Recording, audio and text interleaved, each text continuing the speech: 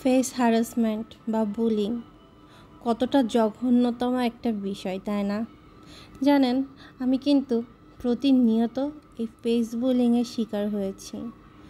কারণ আমি কিন্তু সবার মতো তো দেখতে সুন্দরী না। বাবা মায়ের 4টি সন্তানের মাঝে তৃতীয় নাম্বারটা হচ্ছি আমি কিন্তু তাদের মতো তো সুন্দরী না, কিংবা খুব একটা গুণবতীও না। আছি কোনো রকম মাঝামাঝি একটা পর্যায়ে। দেখতে সুন্দর না হলে আসলে মানুষের কাছে অনেক কটাক্ষের সম্মুখীন হতে হয়, আর এটা কিন্তু অনেক কষ্টের একটা বিষয়। আমি যখন মাঝে মাঝে ভাবি, আমার মনে হয় কেন আমি এই পরিবারে জন্ম নিয়েছিলাম, আর কেনই বা আমি এত কুৎসিত হয়ে জন্ম নিয়েছি। আল্লাহ কি আমাকে একটু সুন্দরী করে দিতে পারেনি? আল্লাহ কি আমাকে একটু গুণবতী করতে পারেনি? এখন এই বিষয়গুলো খুবই হাস্যকর লাগে। বড় হয়েছি তো, এখন তো একজনের ঘরণী হয়েছি, 2টি সন্তানের মাও হয়েছি। তবে ফেস বুলিং কিন্তু আমার এখনও বন্ধ হয়নি। এখন পর্যন্ত মাঝে মাঝেই নিজের চেহারা বা সৌন্দর্য নিয়ে কথা শোনাই লাগে। তাতে কি হয়েছে? সময় তো বহমান, সময় তো চলেই গেছে। এখন সেসব বলে তো আর লাভ নেই।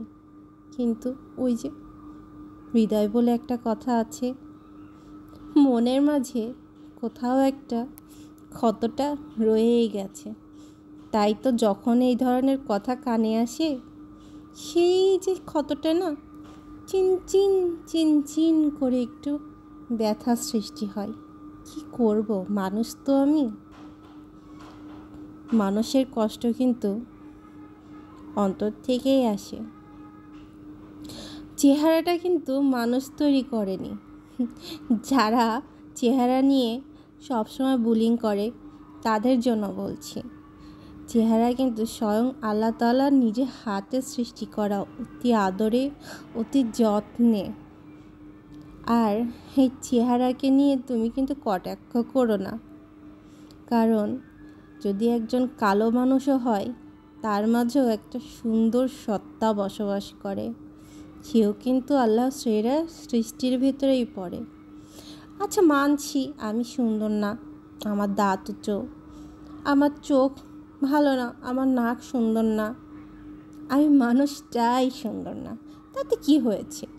আল্লাহ তাআলার সেরা সৃষ্টি তো আমি, আল্লাহ তাআলার সর্বশ্রেষ্ঠ জীব আমি। তবে কথাগুলো কিন্তু আমার না, হ্যাঁ, আমার একটা পরিচিত মানুষের। সে আমার কাছে খুব আপন আর খুব ভালোবাসার। তার মনের কথাটাই আপনাদের সাথে শেয়ার করলাম, এটুকুই, আর বিশেষ কিছু না।